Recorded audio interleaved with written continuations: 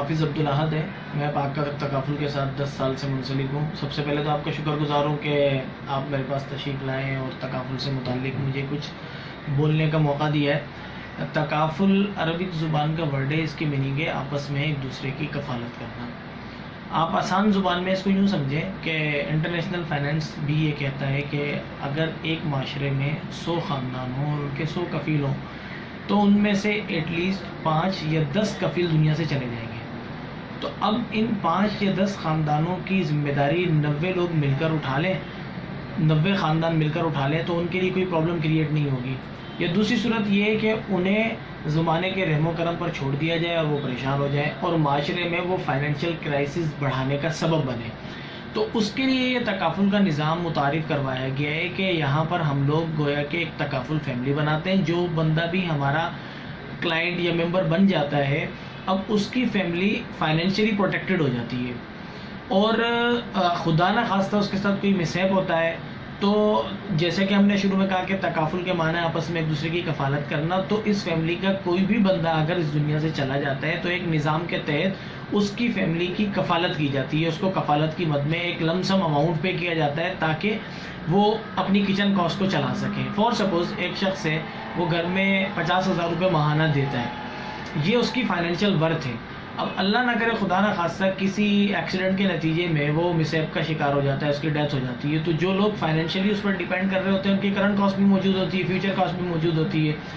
تو اس کے جانے کی وجہ سے جو یہ 50,000 روپے ماہانہ کا خلا پیدا ہوا ہے اس کو پر کرنے کی کوشش کی جاتی ہے تکافل کی صورت میں. اس کے لیے تکافل میں بہت سارے پلانز ہوتے ہیں.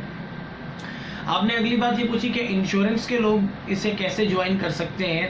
تو اس کا بڑا سمپل سا طریقہ ہے، کیونکہ دیکھیں تکافل کی مارکیٹنگ کا انداز یا بیسیکلی پروڈکٹ اپنی نیچر کے اعتبار سے وہی ہے جو انشورنس والی ہے. صرف انشورنس سے تکافل میں آنے والے لوگوں کو فائدہ یہ ہو سکتا ہے کہ انشورنس کے لیے مارکیٹ میں بہرحال سوالات موجود ہیں ایک طبقے کی طرف سے کہ اس میں انٹرسٹ ہے، سود کا معاملہ ہے، جس کی وجہ سے ایک مذہبی طبقہ یا کچھ لوگ جو مذہب سے ریلیٹڈ ہیں وہ اوائڈ کرنے کی کوشش کرتے ہیں انشورنس سے اور منع کرتے ہیں. تو گویا کہ انشورنس میں کام کرنے والے لوگوں کو اس پریشانی کا سامنا ہوتا ہے کہ وہ ان سے بزنس نہیں لا سکتے. اگر وہ ہمارے ساتھ آ کر تکافل میں کام کرتے ہیں تو پھر ان کے لیے آسانی ہوگی کہ کم از کم مارکیٹ میں جو یہ والا سوال ان کو فیس کرنا پڑتا ہے یا پریشانی ان کو ہوتی ہے کہ بزنس نہیں ملتا اس وجہ سے کہ جناب اس میں سود ہے، ایٹ لیسٹ وہ تکافل میں ان کو فیس نہیں کرنا پڑتا. جوائن کرنے کے لیے بہت سمپل معاملہ ہے. وہ ہماری جو ریکوائرمنٹ ہوتی ہے کسی بھی تکافل میں جوائن کرنے کے لیے کہ ایٹ لیسٹ وہ گریجویٹ ہو اور انڈر گریجویٹ بھی ہے لیکن اس میں کانفیڈنس لیول اس بندے کا اچھا ہے اور اسی طریقے سے وہ مارکیٹنگ سکلز ہیں اس کے اندر، ٹاکنگ پاور اس کا اچھا ہے تو ہم اس کو بھی اپائنٹ کر لیتے ہیں اور اس کو ٹرین کرتے ہیں، پالش کرتے ہیں تو وہ جا کر مارکیٹ میں آرام سے کام کر سکتا ہے. دوسرا سر آپ نے مجھ سے یہ سوال کیا کہ ایک نئے آنے والے فرد کے لیے تکافل کی مارکیٹنگ میں کیا اسکوپ ہے. اب دیکھیں دنیا کے اندر بہت سارے لوگ بہت سارے کام کرتے ہیں لیکن ایک ریسرچ یہ ہے کہ جو دنیا کے امیر ترین لوگ ہیں اس وقت ان میں ایک بڑا طبقہ وہ ہے جو مارکیٹنگ کے شعبے سے وابستہ ہو کر امیر ہوا ہے. اب آپ خاص طور پہ کووڈ-19 کے جو معاملات ہوئے اس میں آپ نے دیکھا ہوگا کہ بہت سارے لوگ جو فکس سیلریز پر جاب کر رہے تھے وہ کمپنی کے لیے لائبلٹی بنے اور کمپنی نے ان کو فائر کر دیا یا ان کی سیلریز پر ڈیڈکشن لگائی ہے یا کچھ کیا ہے. ایک مارکیٹنگ والا بندہ وہ ہمیشہ کمپنی کے لیے یا ادارے کے لیے کماؤ پوت کی حیثیت رکھتا ہے. تو آپ اچھی طرح سمجھ سکتے ہیں کہ اس کو کوئی نہیں چھیڑتا. تو اس وجہ سے میں اپنے نوجوان طبقے کے لوگوں کو یہ میسج دیتا ہوں کہ یہاں پر ہمارے پاس بہت اسکوپ ہے. یعنی پاک قطر تکافل کی اگر بات کروں یا تکافل پروفیشن کی بات کروں تو یہاں پر اسکوپ یہ ہے کہ آپ اگر اپنی زندگی کے 3 4 5 سال یہاں پر دے دیتے ہیں تو فائنینشلی بھی آپ ساؤنڈ ہو جاتے ہیں اور اسی طریقے سے ڈیزگنیشن کے اعتبار سے بھی کسی دوسرے ادارے میں یا کسی دوسرے شعبے میں اتنی جلدی آپ گرو نہیں کر سکتے جتنی جلدی یہاں پر گرو کر سکتے ہیں.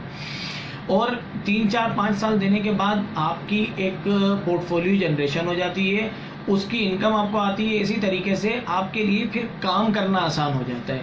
تو کوئی بھی فرد اگر ہمارے پاس نیا آتا ہے دیگر کمپنیوں میں یا دیگر اداروں میں ان کو اتنی جلدی اس طریقے سے ٹرین نہیں کیا جاتا جو ہم لوگ کرتے ہیں، اور اسی طریقے سے اتنی جلدی ان کو زیادہ اوپر نہیں لایا جاتا جو ہم لے کر آتے ہیں۔ مثال کے طور پہ اس کی ایک سمپل سی مثال میں یہ دیتا ہوں کہ آپ اگر کسی ادارے میں فکس سیلری پر جاب کرتے ہیں تو آپ کا سال کا جو انکریمنٹ ہوتا ہے وہ آپ کی سیلری کا 5% بھی مشکل سے ہوتا ہے، اور وہ بھی بہت ساری جگہوں پر نہیں ہوتا۔ جبکہ یہاں پر آپ اگر 1 سال ہمارے پاس کام کرتے ہیں تو آپ کی جو انکم کا انکریمنٹ ہوتا ہے وہ 50% اور 100% بھی بعض دفعہ ہوتا ہے۔ تو اس وجہ سے ایک نئے آنے والے فرد کے لیے یہاں پر بہت بہترین اسکوپ ہے، اور خاص طور پہ حیدرآباد کے سراؤنڈنگ میں ہمیں اچھے پروفیشنل نوجوانوں کی جو انرجیٹک ہوں بہت زیادہ ضرورت ہے۔ مجھے اس حوالے سے کسی وقت بھی آپ کانٹیکٹ کر سکتے ہیں۔